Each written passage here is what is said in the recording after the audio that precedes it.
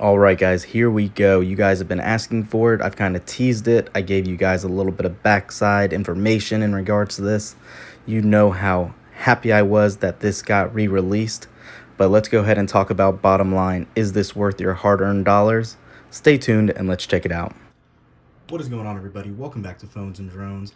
We have had a long enough time to do our full review of the new Galaxy Fold that came out a few weeks ago. And I want to go ahead and go through the spoilers right off the bat. This phone is phenomenal. If you guys have not seen our other videos on the channel in regards to it, and even when we had the original Fold, this phone was sorely missed. I am so glad we got it back, and Samsung did not decide to scrap this phone after all the negative publicity it got. Thanks to its monstrous 4380 milliamp hour battery, thanks to its amazingly large internal 7.3 inch display, this phone has the most unique form factor and forward-thinking mentality of 2019. Now, having said that, for those of you that have not seen our hands-on with this device, you are getting 3 external camera sensors that are exactly the same as the S10 and Note 10. You have the cover display with the single forward camera on there as well, and the internal display with 2 additional cameras. So yes, you are getting 6 cameras on this baby. Now, having said that, I have had no issues getting about a day and a half battery life out of this. It is phenomenal. The screen looks as good as it does the day I got it. I've had no scratches, even though it is plastic.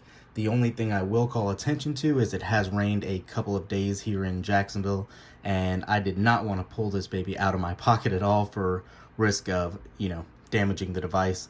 Whereas something with my iPhone or even my Pixel line, I don't have that issue with, because it does have that waterproofing. Aside from that, we have had no issues multitasking. Everything works phenomenally well. So, having said that, what do you guys think about this display? The only negative downside that a lot of people have complained about is obviously the price point. $2,000, you're paying to be an early adapter, and you're really paying Samsung's R&D costs on this device. There's nothing aside from that folding display that warrants that cost on this device. You can say, oh well, even the Note 10 Plus maxed out and iPhone maxed out are about $1,500, so you're really only paying a $500 difference in this. It's just something you have to keep in mind. It is definitely a little overpriced for even today's smartphone standards.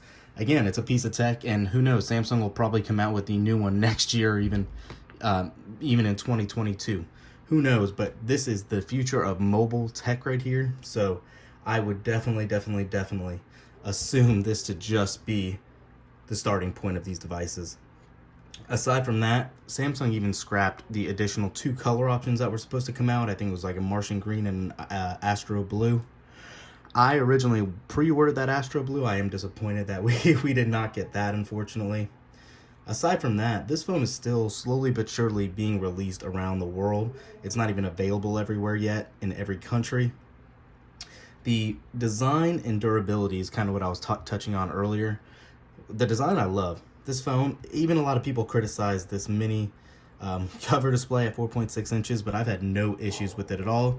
It works great for, quick on-the-go responses or even taking your calls. The durability, the hinges you've seen play out over, jerry-rigged everything test and all that. For a daily consumer using this phone, I've had no issues at all.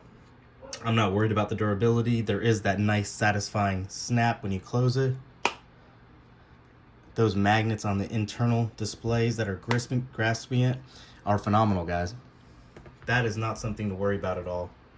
The key to this Fold's book-like design is actually a 20-part dual access internal hinge that's preventing the display from overextending past that 180 degrees.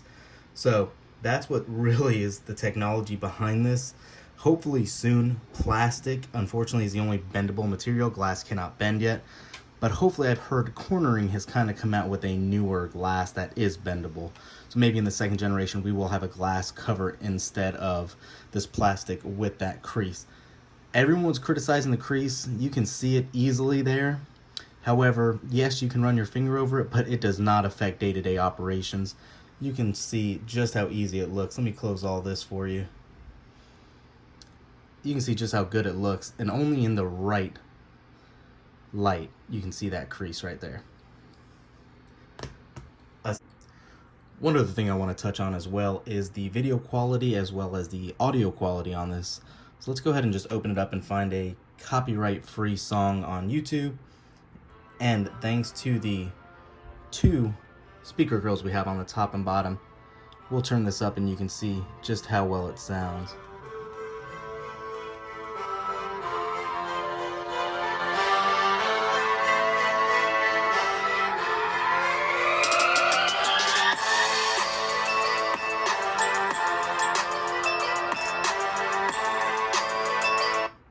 You can hear just how awesome that does sound coming out of those dual speakers.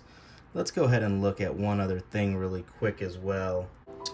Alright, so we got that sample pulled up, and you can see it does let you go to 2K resolution with HDR. And let's take a look at this video.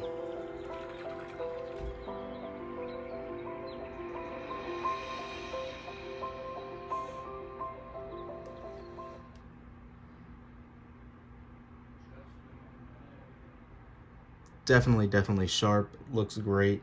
Color representation, obviously in true Samsung fashion, is a little saturated, but you can change that in your display settings if you want as well. But I just wanted to give you an idea of what these video resolutions look like on this display, in addition to that cover display as well. Definitely usable, definitely awesome if you're a big media consumption fan as well. Aside from that, there is nothing else really special about it. It doesn't have a high refresh rate. There's not a 90 hertz display on this. There's no extra TOD camera on this. There's no TOF, camera on this. It's just a larger phone, which you can take it or leave it. Like I said, I personally do love it. I think it's been a great addition. I think the app continuality function, whereas if you're using the cover display that we were just speaking of for something, let's just go ahead and hop into Chrome here. Shout out to Phone Arena. It just does work. As simple as that sounds and as Apple-y as that sounds, there is no issues with the app continuality functions on these displays, whichever way you want to go. So, aside from all that, with the 12 gigs of RAM, the 512 gigs of storage, I've had no issues, like I said, multitasking or even running those 3 apps at once. It works great. I've heard, though, that the scores on the benchmarking test actually put this lower than the S10 and Note 10 Plus. That's to be expected since you're pushing out all those pixels. However, it is such a insubstantial difference in day-to-day operations that you're not even going to notice it at all.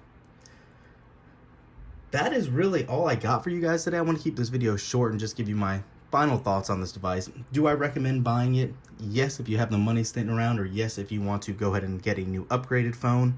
Unfortunately, you're going to have to dish out that full amount, which comes out to a little over $2,000 if you do not have AT&T, where you can finance it with the $60 a month payment for 30 months or something like that. It's definitely a little ridiculous. It's a little expensive. But if this is something you guys want, and if you want that unique device, this is the way to go at the end of 2019. We'll be having a lot of comparisons in the future with the Pixel 4 coming in the next week or so. Make sure to subscribe to this channel, guys. Thumbs up this video, and stay tuned for the next one. Peace.